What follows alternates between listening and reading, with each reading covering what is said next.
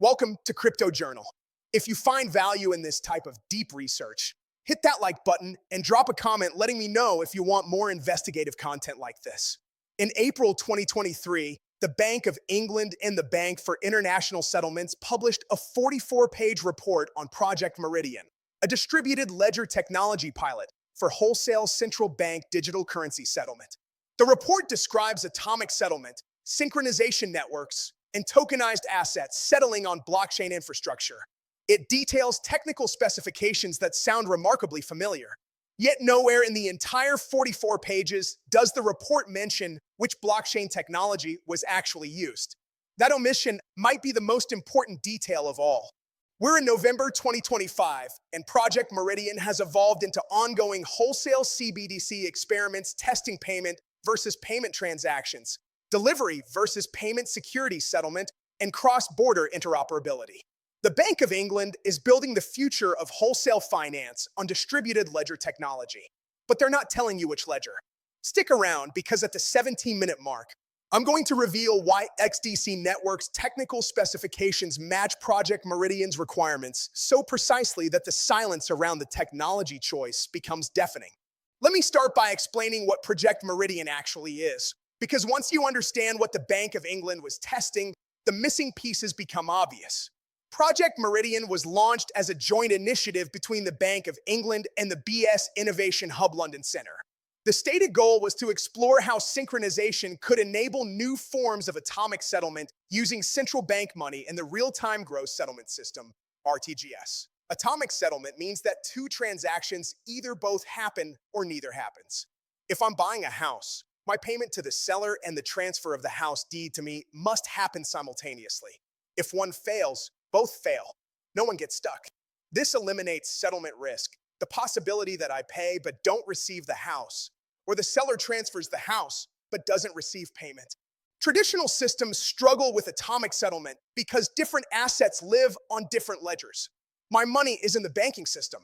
The house deed is in a property registry. Coordinating these separate systems in real time is complex and expensive.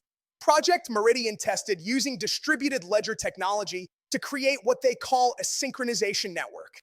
This network sits between the RTGS system, where central bank money lives, and the asset ledger where houses, securities, or other assets are recorded. The synchronization network monitors both ledgers. When conditions are met on both sides, payment in one ledger and asset transfer in the other ledger, the synchronization network triggers both transactions atomically. Both happen instantly and simultaneously. If conditions aren't met on one side, nothing happens on either side. This is blockchain native logic. Smart contracts executing conditional transactions. Yet the Project Meridian report is curiously vague about the actual technology used. The report states the Meridian prototype used a DLT-based network. But which DLT? Ethereum? Hyperledger Fabric? Corda? The report doesn't say. It mentions using APIs to connect the synchronization network to the RTGS system and to asset registries. But what blockchain provided the synchronization network? Silence. For a 44-page technical report, the absence of specifics about the core technology is remarkable. If you're still with me, comment technology not specified. I want to see who notices when critical details are mysteriously absent from official reports. Now let me show you what the Project Meridian report does reveal about technical requirements. Because these specifications narrow down which blockchain could possibly meet the needs. Requirement 1, integration with existing RTGS systems. The synchronization network must connect to the Bank of England's RTGS infrastructure without requiring wholesale replacement of legacy systems. This means the blockchain needs robust API capabilities and compatibility with traditional financial messaging standards. Requirement 2, support for wholesale CBDC minting and burning. The Bank of England's discussion paper from July 2024 states that experiments will test whether wholesale CBDC should be minted natively on the platform or minted from existing RTGS reserves. Either way, the blockchain must handle CBDC tokenization, minting, burning, and custody securely. Requirement 3, payment versus payment and delivery versus payment transactions. PVP means conditional settlement, where payment in one currency happens only if payment in another currency happens simultaneously. DVP means payment happens only if delivery of a security or asset happens simultaneously. The blockchain must support complex conditional logic and cross-ledger synchronization. Requirement 4, scalability for wholesale finance. This isn't retail payments. This is settlement between banks, clearing houses, and financial institutions processing potentially billions or trillions in transactions. The blockchain needs throughput measured in thousands of transactions per second with sub-5 second finality. Requirement 5, compliance and regulatory integration. The Bank of England emphasizes that any wholesale CBDC infrastructure must support KYC, AML, and sanction screening. The blockchain needs identity management, transaction monitoring capabilities, and regulatory reporting built in. Requirement 6, interoperability with multiple asset classes and other CBDC systems. The Project Meridian report explicitly states the prototype is designed to be extensible from housing transactions to foreign exchange, securities, and other asset classes. It also mentions coordination with the BS Project Agora, testing exchange of tokenized assets across multiple currencies. The blockchain must support multi-chain interoperability. And requirement 7, central bank control while leveraging private sector innovation. The Bank of England wants to maintain control over monetary policy and settlement finality while allowing private sector firms to build innovative applications on top. This requires a hybrid architecture, public enough for innovation but permissioned enough for central bank oversight. These 7 requirements eliminate most blockchain options immediately. Ethereum is too slow and expensive for wholesale settlement volumes. Bitcoin doesn't support smart contracts with the required complexity. Permission blockchains like Hyperledger Fabric lack the openness for private sector innovation. Corda is closer but struggles with interoperability beyond its own ecosystem. There are very few blockchain networks globally that meet all 7 requirements simultaneously, and XDC Network is one of them. Let me show you how XDC's technical architecture maps perfectly to Project Meridian specifications. XDC operates as a hybrid blockchain, combining public transparency with private permission features. This is exactly the architecture the Bank of England needs. Public enough that private sector developers can build applications and innovate. Permissioned enough that central banks maintain oversight and control. XDC processes 2,000 transactions per second with 2 second finality. That's fast enough for wholesale settlement between financial institutions. Compare this to Ethereum's 15 transactions per second or Bitcoin's 7. XDC is in a different performance tier entirely. Transaction costs on XDC are near zero, critical when processing potentially millions of wholesale transactions daily. XDC is ISO 20022 compliant. This is the global standard for financial messaging that SWFT uses. Integration with ISO 20022 means XDC can communicate with existing banking infrastructure seamlessly. Banks don't need to abandon legacy systems. They can bridge blockchain and traditional systems through standardized messaging. XDC is EVM compatible, meaning smart contracts written for Ethereum can run on XDC. This provides access to a massive developer ecosystem and battle-tested smart contract code for conditional settlement, tokenization, and atomic swaps. The technical complexity of payment versus payment and delivery versus payment logic is already solved in EVM smart contracts. XDC supports interoperability through multiple mechanisms. They integrate with Layer 0 for omni-chain messaging. They've completed proofs of concept with R3 Corda for bank-specific use cases. They participate in discussions about cross-chain settlement standards. This interoperability is critical for Project Meridian's vision of synchronization networks coordinating across multiple ledgers and CBDC systems. And critically, XDC has enterprise-grade compliance infrastructure. Through partnerships with Elliptic for transaction monitoring and compliance analytics, XDC provides the regulatory oversight capabilities central banks require. KYC and AML checks can be embedded directly into smart contracts. Sanctioned addresses can be blocked at the protocol level. Every single technical requirement from Project Meridian matches XDC's capabilities. The alignment is almost uncanny. It's like reading a job description written specifically for one candidate. Comment ISO 20022 compliance if you're seeing how few blockchains meet the central bank requirements. Now, let me address why the Bank of England wouldn't explicitly name the blockchain used in Project Meridian. There are several strategic and political reasons for maintaining ambiguity. Reason 1, avoiding vendor lock-in perception. If the Bank of England announces they're using XDC or any specific blockchain, it creates perception of favoritism. Competitors complain. Political questions arise about procurement process. By keeping technology choice vague, the Bank of England maintains flexibility and avoids controversy. Reason 2, optionality for future evolution. Technology changes rapidly. The blockchain that's optimal today might not be optimal in 5 years. By not publicly committing to a specific platform, the Bank of England preserves ability to switch technologies or use multiple blockchains for different use cases without appearing inconsistent. Reason 3, market sensitivity. Announcing that the Bank of England is building critical financial infrastructure on a specific blockchain would massively impact that blockchain's token price. Central banks avoid being seen as endorsing speculative investments. By not naming the technology, they insulate themselves from accusations of pumping crypto assets. Reason 4, security through obscurity. While true security comes from robust design, not secrecy, there's an argument that not publicly detailing every technical choice makes the system marginally harder for adversaries to analyze and potentially exploit. Central banks are conservative about disclosing infrastructure details. And reason 5, policy before technology. The Bank of England wants the policy discussion to focus on whether synchronization networks are beneficial for wholesale finance, not which blockchain is better. By abstracting away technology specifics, they keep focus on functional outcomes rather than technical implementation debates. These are all legitimate reasons for the Bank of England to be vague about blockchain choice. But here's what matters. Whoever builds the infrastructure that central banks actually deploy for wholesale CBDC settlement will capture enormous value. We're talking about infrastructure processing trillions in transactions annually. The fees might be tiny per transaction, but volume multiplied by even small fees equals massive revenue.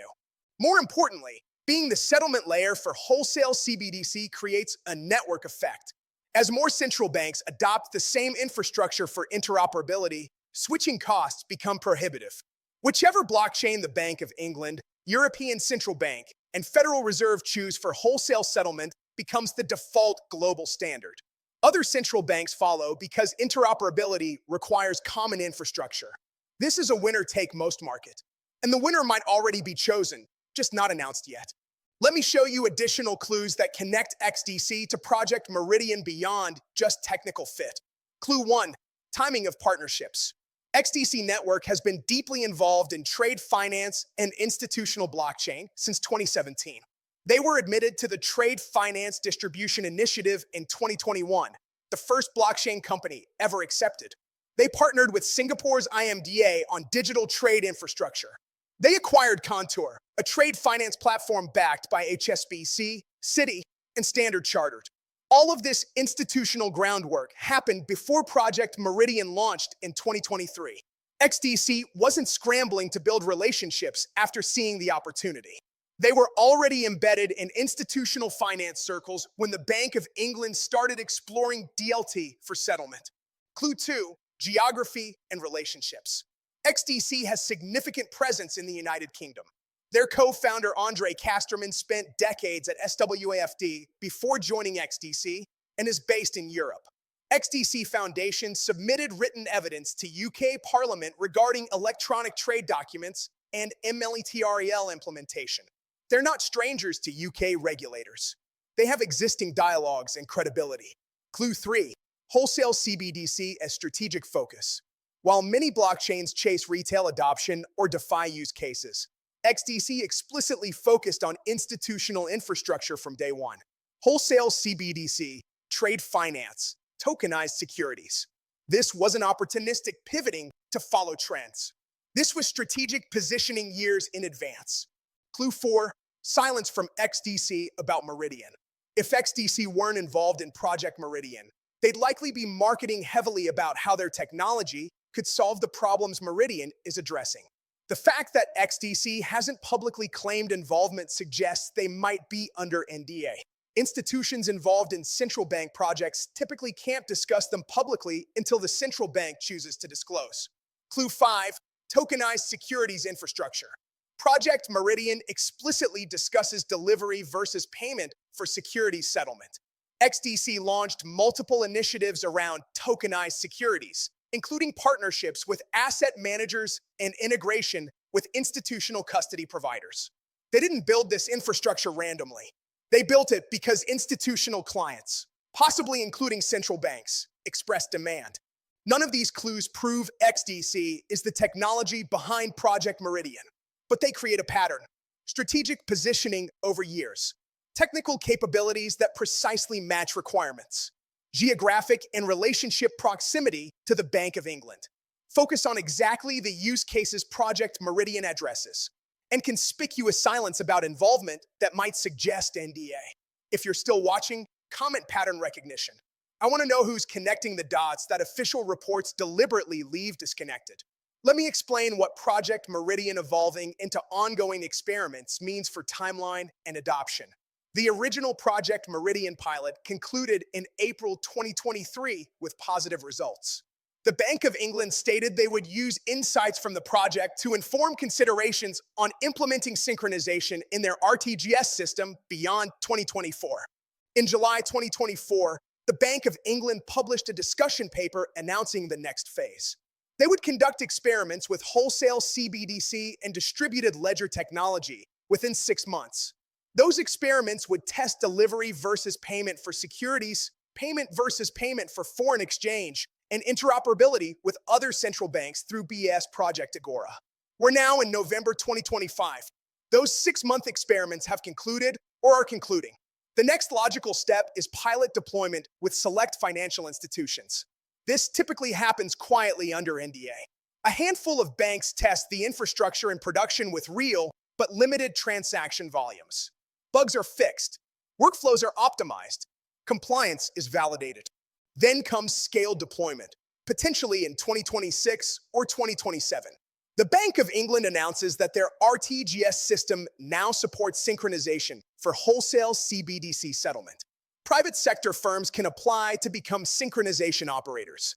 Securities can settle atomically with payment.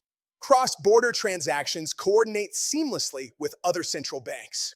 At some point in this process, the underlying blockchain technology gets disclosed.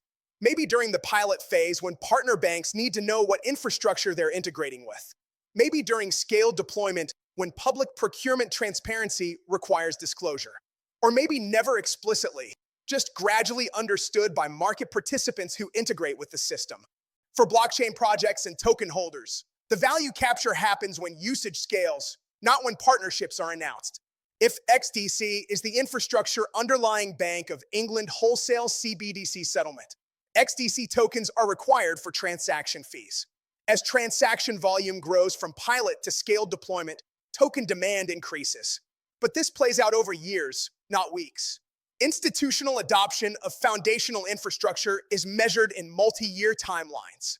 The asymmetric return opportunity is for those who position during the ambiguous phase, before explicit confirmation, but after enough clues accumulate to make the thesis credible. Those who wait for official announcement might find price already moved significantly. Now, let me address what it would mean if XDC is not the technology behind Project Meridian. Maybe the Bank of England built on Ethereum Layer 2. Maybe they're using Quant over Ledger. Maybe it's a permissioned hyperledger deployment. Or maybe they're intentionally testing multiple blockchains to compare performance before choosing. If XDC isn't involved, it doesn't invalidate XDC as an investment thesis. They still have contour with HSBC and Citi relationships. They still have trade finance infrastructure processing billions. They still have regulatory compliance and institutional partnerships.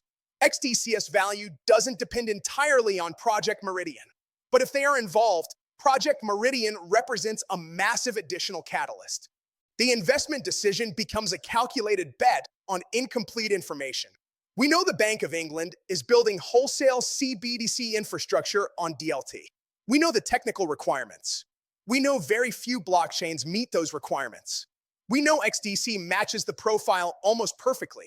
We know XDC has institutional relationships and strategic positioning that align. We don't know for certain whether they're involved. This is the nature of institutional blockchain adoption. It happens in silence under NDA before becoming public knowledge. Those who wait for certainty miss asymmetric opportunities. Those who act on probabilistic reasoning with appropriate position sizing can capture significant upside if the thesis proves correct. The mystery of Project Meridian is that we know what they're building. We know the technical specifications. We can deduce which technologies could meet the requirements. But the Bank of England deliberately omits the one detail that would resolve all ambiguity. That omission might tell us everything we need to know. When institutions are silent about specifics, it's often because those specifics are material and partnerships are confidential. This is Crypto Journal. The mystery of Project Meridian isn't what the Bank of England is building. The mystery is what they're deliberately not telling us. Every technical specification in the Project Meridian report and subsequent discussion papers describes infrastructure for wholesale finance on distributed ledgers, atomic settlement, synchronization networks, tokenized securities, payment versus payment, delivery versus payment, cross-border interoperability. Very few blockchains globally have the technical capability, institutional relationships, regulatory positioning, and strategic focus to serve as this infrastructure. XDC Network is one of them. The technical alignment is precise. The timing of institutional partnerships is suspicious. The silence from both the Bank of England and XDC is conspicuous. Whether XDC is the technology behind Project Meridian or simply positioned to compete for similar opportunities, the broader thesis holds. Wholesale CBDC is coming. Central banks are building it now. The infrastructure they choose will process trillions in transactions. And whichever blockchain captures that infrastructure layer will generate massive value over the next decade. The asymmetric opportunity is recognizing this before it's officially announced. Not as speculation, but as informed probability assessment based on publicly available information. Read the central bank reports. Analyze the technical requirements. Evaluate which blockchains meet those requirements. Study the institutional partnerships and strategic positioning. Then make allocation decisions based on risk-reward at current valuations. If you found value in this investigative analysis, hit that like button and drop a comment telling me, do you think XDC is the missing piece of Project Meridian? Or is there another blockchain that fits the profile better? Your perspectives shape how I approach future research. The Bank of England is building the future of wholesale finance on blockchain. They're just not telling you which blockchain. Yet, see you in the next one.